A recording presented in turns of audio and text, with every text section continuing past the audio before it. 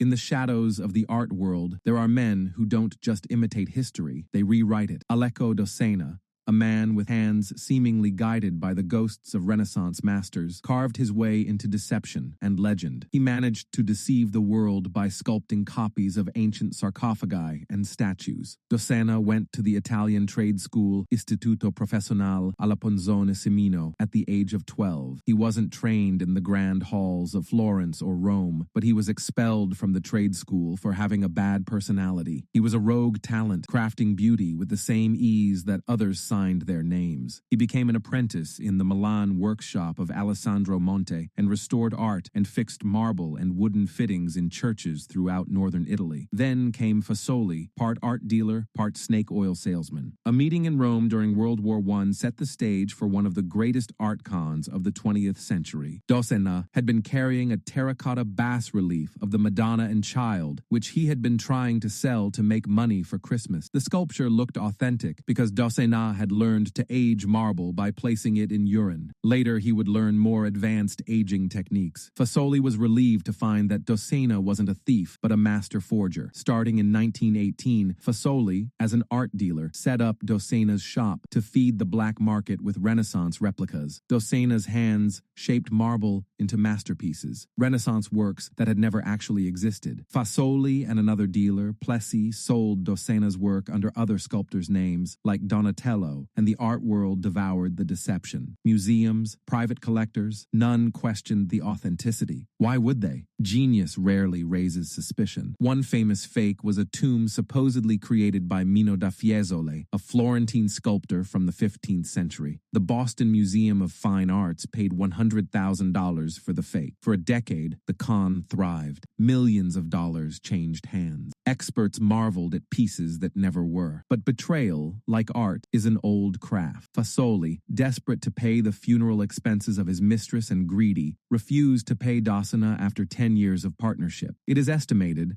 that Docena only received about 5% of the sales. Docena hired a lawyer. A simple lawsuit unraveled the lie. A scandal, a reckoning. A man who never claimed to forge, now branded a fraud. However, he could still sell sculptures under his own name. His masterpieces, once priceless, became worthless. The world that once praised him now turned away. And yet, in the end, Aleko Docena remained unrepentant. He died in 1937 from a stroke at the age of 55. Some of his works were renamed. Some were disposed of. Numerous fakes are still in auctions and art connoisseur collections, with some still considered originals. Docena hadn't forged history. He had created it. He truly believed he was on the level of the old masters.